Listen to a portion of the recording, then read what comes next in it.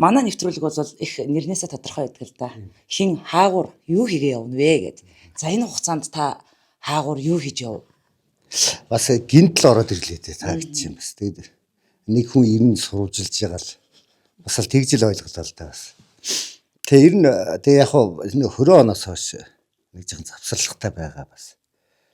Тэгээд энэ жоохон бизнесийн тал дээр л анхаарал хандуулаад иймэрхүү хувийн ажил хийгээл иймэрхүү байдалтай байна. Улс төрөөс яагаад та жоохон хүндэрчв? Ер нь хөрөө оноос хойш ер нь жоохон хүндэрсэн л дээ. Орон нутгийн сонгуульд би намаа өдөртөж ороод үндсэндээ ялагдл хүлээсэн. Тэгээд бас энэ чинь бас өөр хариуцлага хүлээх хэрэгтэй. Та намын дарга өгөх ёстой, ёс зүйн хариуцлага хүлээх ёстой. Тэгээ энэ үүднээс нэг жоохон завсрал авсан юм энэ улс төрчийн өөрөө. Та бүхэн бас сайн мэдчихэж байгаа. 20 оны тэр алдарт корона. Тэгээ Монголын ард түмэнд яг бие биетэйгээ уулзах гэдэг асуудал маш хүндэрсэн шүү дээ. Юу улс төр хийх, олон нийтийн үйл ажиллагаа, төрийн үйл ажиллагаач хүртэл баг зогсох шахуу баг тэгээ заарлагдсан. Нэг 2-3 жил үргэлжилсэн шүү дээ. Тэгээ 23 оны 11 сард нам бас ингээд шинжилсэн зохион байгуулалтанд ороод тэгээ би хамгаалал ёсоор одоогийн амсараа дарагт хүлээлгэж өгсөн дээ. За зүгээр шудраг хэлэхэд бол Жимбат дарга бол яг энэ одоо өнөөдрийн энэ Ховд аймгийн төр барьж байгаа нөхдөөдтэй санал үзэл бодол нийлэхгүй учраас жоохон зайгаа авчлаа алгасан юм. Практик хуваагдал яригдаад байгаа юм л та. Та энэ дээр санал нийлдэг. Яг би 24 оны орон нутгийн сонгуульд дэвшигүүлтэй. Тэгээ янз янзын юм байгаа. Тэгээ яг шийдвэрийг ингээд би өөрөө л гаргав. Бас хувийнхаа цаг хугацаагаа тэрний хувийнхаа амьдралын бизнестэй зарцуулах үүднээс ер нь үндсэндээ бас нэр дэвшигүүлтэй. Та өнгөрсөн одоо хугацаанд ямар ажлуудыг хувийн салбартаа хийж гүйцэтгэв? 2001 оноос хойш энэ баруун бисийн төв зах нэг жижигхэн 5 тонны контейнер аваад ихтер бизнесээ гараа хийсэн. Эргээд харах чинь хөрөн 3 жил болсон байна. 23-4 жил болсон байна. 2012 онд би аймгийн засаг даргын орлогч болоод тэгэл ирээсээ энэ бизнес хөндөрсөн.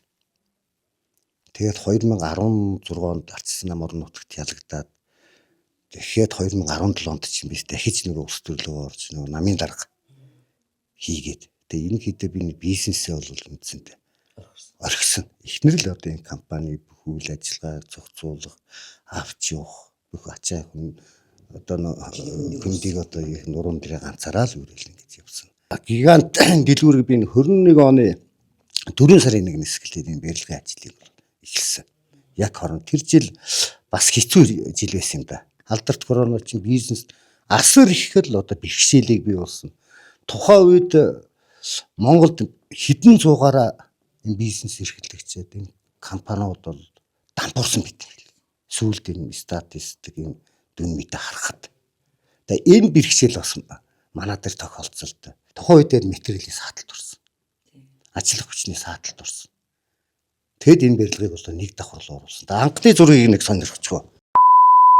100 айлын дунд тийм ээ нэг 2 юм уу 3 дэлгүүр байх хэрэгтэй байхгүй уулна. 100 өрхийн дунд. Хэрвээ 100 айлын дунд нэг 5 6 7 дэлгүүр байх юм бол аль нэг 2 3 дэлгүүр нь дампуурдаг. Багтаамж ачаал бизнес хөл баг тийм ээ. Тий. Тэр утгаараа бол нэгдүгээр энэ коронагийн нөхцөл байдлаас хоёрдугаар бас нэг зах зээлийнхаа юу хараад би нэг шууд нэг давхраар ингэж болгосон байгаа. Танаа дэлгүүр л орж үзэх үү? За тий. Ай манай компани ажилчид менежер нэгтгэх Олуулаа юм аа танах тий. Олон энэ хүнсний тэр бизнес олон салбар. Манай ажилчид галтгаа. Үдийн цагаан энэ даа чинь хоолой хийгээд идчих чинь нэлээ хэд ажилчид байгаа юм чинь бас гэрлүүгөө харихгүй. Тэ өглөө нэг 8:30 гэж ер нь ороо 10 цаг хүртэл ирээдээ. Тэгээд дэлгүүр ажиллах учраас нэг ээлжиндээ өдөрч юмдээ. Хоолундээ идээд бас очдөг байна. Манай энэ одоо гигантик гадна дотн бүх өрөө тасалгаа энийг хянах 68 камер. Яг камерчлалтын хувьд бол танай компани үнэхээр Ховд аймагт мундаг юм а гэж бас. Оны шилдэг бас юугаар аж ахуйн нэг жишээ шалгарч байна. Таныг чинь ерөөсө дэлгүүр гэхээсээ илүү складан дээр өдрийг өнгөрүүлдэг гэдэг хэлээ. Тэр бөөний төвл дээ. Одоо бөөний ийшээ орно тий. Энд ийшээ би орох нэг оролцох нэг шаардлага байхгүй шүү дээ. Тийм шүү дээ. Худалдагчтай бүх юм менежертай, нэгтлэнтэй, ээлжийн худалдагчаа хоёр ээлжээр өдөр ингээд ээлжинд тэгээ солигдоод байгаа явчихдаг. Миний ажлын зэ. 4 гаруй жил одоо яг энд л ажиллаж байгаа шүү дээ. Энэ слайд өнөхөр том юм аа. Энэ хичнээн метр квадрат уу? Энэ 600 м квадрат. Энэ чиг үүрэг нь нэг онцлон гэвэл энэ хүүхэн төвлөлцлөхгүй. Энд одоо юу гэж байна? За ингэж байна. Энд зөвхөн дэлгүүрийн бараа бөөнд нэг гэж байна. Тэгэхээр аж ахуйн нэгжүүдэд дэлгүүрт зах дээр бараа бөөнд нэг гэж болох уу? Тэгин ерөнхийдөө тийм зөрүүлэлтээр яасан учраас. Танах ч сумдын бас бараа нийлүүлэлтийг хийдэг гэж сонссон. Тэгвэл тэг 16 сумуудад одоо бүгдэндээ л харилцаж шүү дээ. Тэр зах дээр байгаа бүх салбараа энд авч ирж нүүлгэж авч ирж яасан. Тэр Төв хаан багтны урд нэг наран гэдэг байсан шүү дээ. Одоо байгаа л да. Тэр ашиглахгүй байгаа. Тийм бас нэг дэлгүүр байсан. Тэгээд тэнд нэг Апугийн бөөний төв гэж байсан шүү дээ. Тэрийгээ бүх энэ талбай дээр авчир бүх бизнесээ тэрэндээс очиж Апугийнхаа бүтээгдэхүүнийг авах. Эндээс нэг дороос авах. Бас 2 ондоо шүү дээ. Зарцуулна. Тэгээд энэ дээр хийсэн юм байна шүү дээ. Бүх бизнесээ төвлөрүүлээ тэр нарангийнхаа тэр юу үндсэндээ нэг зогсоодсон байгаа. Тийм байна. За хоёлаа дотгошоогоо оръё. Гадаач нэлээ хүүтэн байгаа юм байна. Ерөнхийдөө ингээд танилцлаа. Эндээ бөөний төв байдаг юм байна. Энд Апугийнхаа бас бөөний төвийг энд барьсан юм байна. За одоо ер нь бол тэгээ гигантыг мэдхгүй хүн бол байхгүй дээ. Тэгээд хоёлаа бас таныг бас зорж ирж байгаа нь за хувийн бизнес бол энэ хугацаанд ингээ хийгдээд маш олон бүтээн байгуулалтыг хийгээ явчихжээ. Чимбадраг одоо наа чи улс төрийн нөхцөл байдал одоо ер нь ардсан нам дотоод шинжилгээг шат чатанд нь хийх гээд ах шиг байна. Та ер нь улс төрдөө буцаж орё гэж бодож байна уу? Ингээ бизнесээ хөөгөө явуудах уу? Орлого яах вэ гэсэн чи. Энэ амьдралынхаа хөрөө 2 настайгаас эхлээд энэ улс төрд орсон байт юм бий. Одоо 52 гэдэг чинь 30 жил. Тийм байна. Тийм ихнэртэй сухаас өмнө суудсан. Ийм хүн байгаа яах вэ? Бас зүгээр хошноор ярих. Тийм байна тий. Тэгээ орно энэ чинь бас хүний итгэл үнэмшил гэж юм бас. Үжил бодол гэж байна. Би Арц намын дараагаар 6 жил ажилласан байна. Аймгийн иргэдэд хурлаар хөтлийн төлөөлөгчөөр бас нэг 12 жил сонгогдсон, 3 удаа сонгогдсон. Ийм хүний үед бол бас би стурлогоо орох бодлоо. Тий байна. Тэр дуу хоолойгоо хүргэх чи юу болж юм чинь бас 30 жилийн туршлага гэж байгаа үү? Тий. Ер нь мэдээлэлд хэр ойрхон байна. Улс төрд орвол одоо ямар зүйлээс ажиллаа эхлэе гэж бодож байна. Орон нутгийнхаа одоо нам улс төрийн одоо хүчнүүдийн талаар мэдээлэл бас хэр байна. Хамтын ойлголцол ер нь ямар байна? 2023 оны 8 сард байна уу хэдэн сард байна. Тэгээ юу намар энэ улс төрийн тухай намын тухай хуулийг өөрчлөгдсөн шүү дээ. Тэгэд энийг 2004 оны 1 сарын 1-ээс хэрэгжүүлэх юм залттай байсан. 25 оны. Тэгээ энийг хойшлуулсан байт юм. Хойшлуулад 2006 оны 1 сарын 1-ээс энэ улс төрийн намын тухай шинэ хууль хэрэгжиж эхэлнэ гэдэг. Бүх намууд анхан шатныхаа бүтцийг, дунд шатныхаа бүтцийг, дээд шатныхаа бүтцийг бүгдийг шинээр байгуул. Бүх юм шинээр эхэлнэ гэсэн.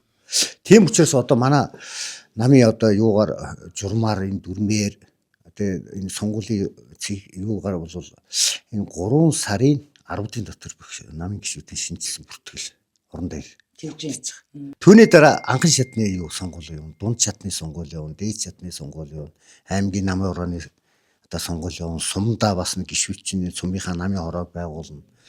Тэр намын гишүүд аймгийн намын орооныхаа гишүүдийг сонгоно.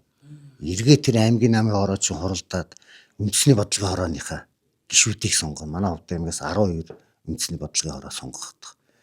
Тэгээд ирээ очиод тэр үндэсний бодлогын хорооны гишүүд бас хуралдаж бас энэ намынхаа үйл ажиллагааг бас нэг үндсэн шатанд шинжилгээг одоо эхлүүлэх юм л үйл ажиллагаа үргэлжлээд явагдах юм шиг байна. Одоо би одоо улс төрч хүмүүстэй улс төр хэрхээс ичтэй ер нь бол нэг тийм мэдлэг ховор штэ. Надад хомс.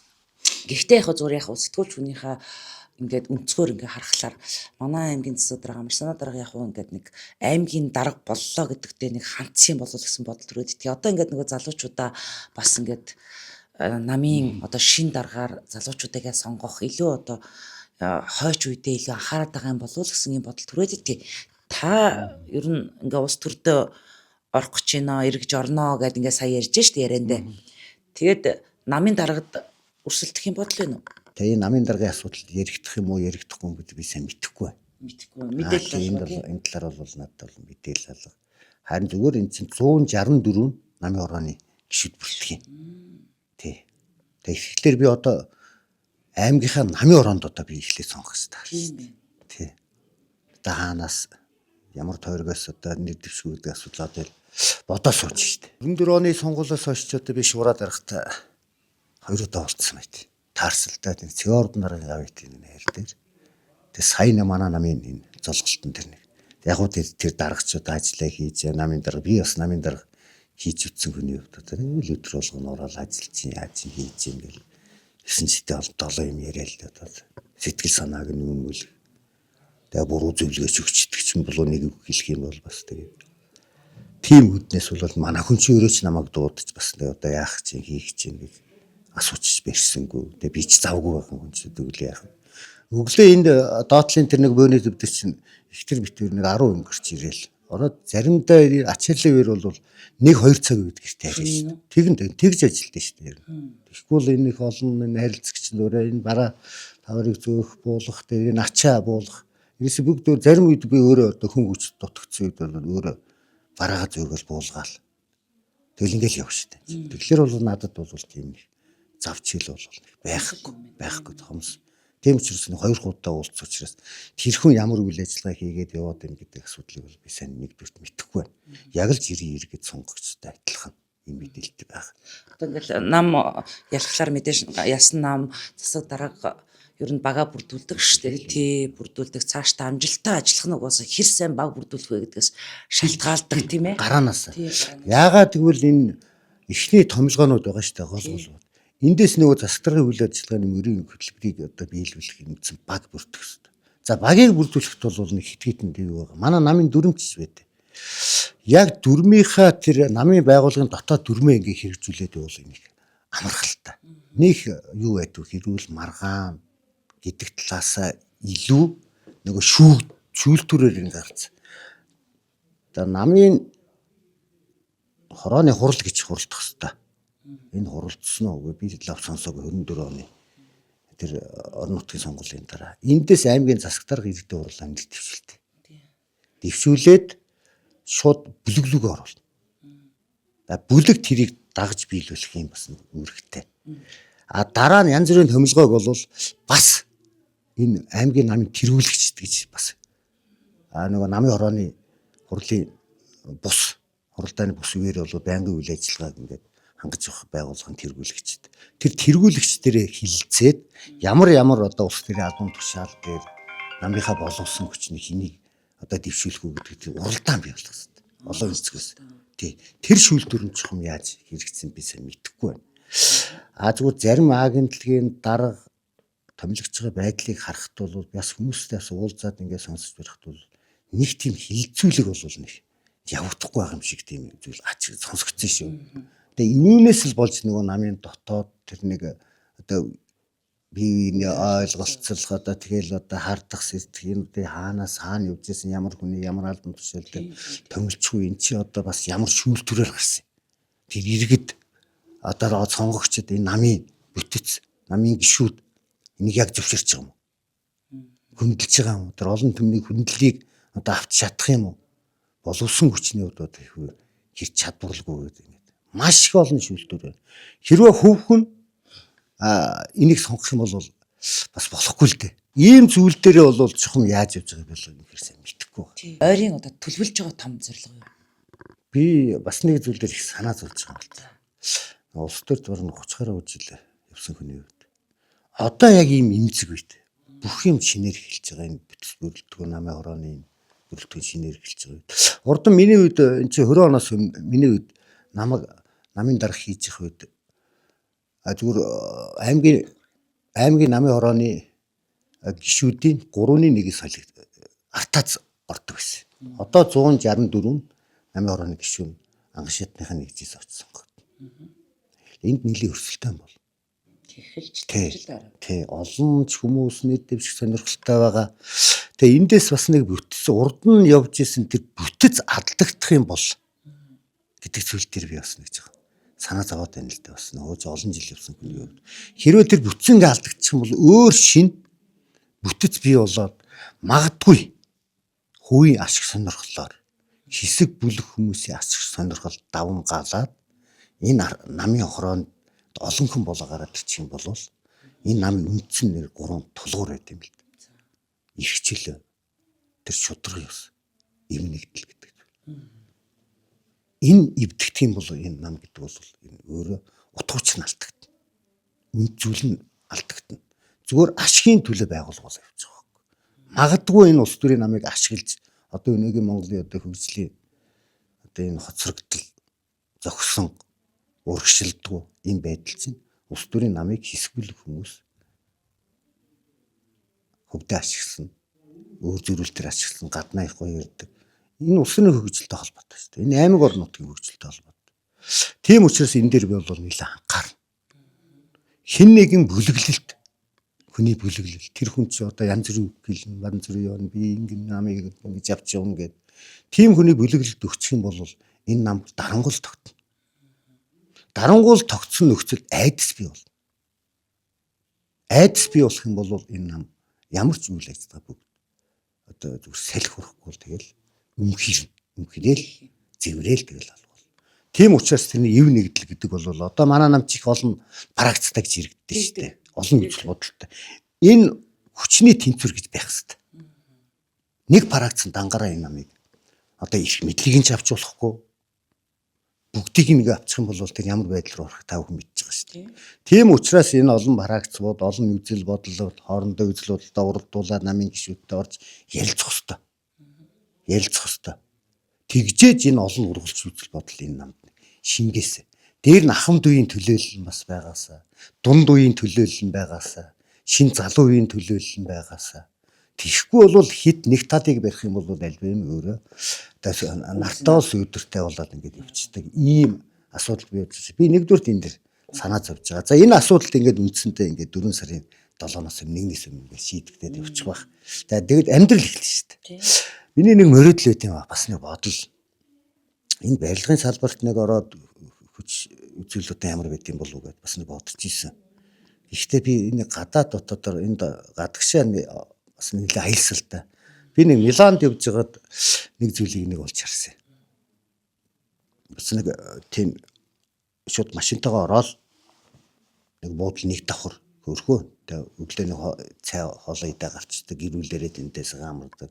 Бүх галтагаа малтагаа дээр нэг төлөвлөр сав болов зүгээр юунаас аваад тэр гонцнаас рестораноос аваад тэр техникээс аваад тийшээ орчдөг. Тийм нэг зочдлын салбарыг бас нэг бодож байна. Солонгос бас нэг энэ Лондонд ч тэр Европч байдаг л та энэ түрээсийн байр нэг. Ялангуяа энэ залуу зөрүүлсэн. Гэрээс нэг жоохон томхон. Ийм түрээсийн байрууд бол энэ барууны орнуудад энэ хөгжилтэй орнууд байдаг.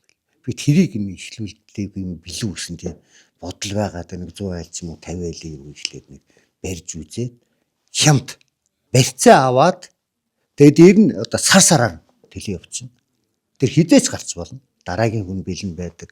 Одоо эн чинь 28 он хүртэл би чи одоо тэгэл энэ дандаа ус төр гэдэл нь явахгүй шүү дээ. Тийм шүү дээ. Тэн чи хувийн амьдрал бас нэг бизнес ханга ажил дээр санаа зовх. Ийм зүйлний бас нэг мөрөөдөл байгаа. Ойрын төлөвлөгөө юм бол ийм л зүйл байна. Таны бас ярианаас улс төртэй ойрын хугацаанд орж байгаа юм байна. Бас ингээд аймаг орон нутгийнхаа төлөө бас хийхээр төлөвлөж байгаа олон одоо шинэлэг болоод бүтээлч ажлууд байгаа юм байна гэсэн ерөнхий санааг ойлголоо. Тэгээд маш их баярлалаа. Тэгээд цаашдаа тийм яа төгсөлд нэг улс төрийн үдээр юмыг ингээ хараал ингээ явах нэг онд юм байна. Тэр улс төрөөсөө төр завсарлаад ингээ харалтуулаад надад нэг ах хэлж ирсэн юм аа. Чимбата Монгол улс мөнч байна шүү дээ. Зүгээр нэг их боломж байдсан шүү дээ гэж. Нэг л ороо чи нэг сайн бодоод өглөө босоод тэргийг хэрэгжүүлж чадах юм бол асар их боломжтой улс орн шүү. Үнэхээр бизнес хийхэд бол боломж маш их харагдаж байна. За их баярлалаа та бүхэнд бас. За баярлалаа. За ирхэн хүндэт үзэгчтэй бид хаавархийн юу хийгээ яваад байна вэ гэсэн энэ нэвтрүүлгийнхаа одоо шинэ дугаарын зочноор 2012-оос 16 онд Ховд аймгийн засаг даргын орлогчоор ажиллаж байсан Чимдийн Чимбат даргаыг урьж оролцууллаа. Дараагийн дугаараар иргэн уулзлаа. Түр баяр та.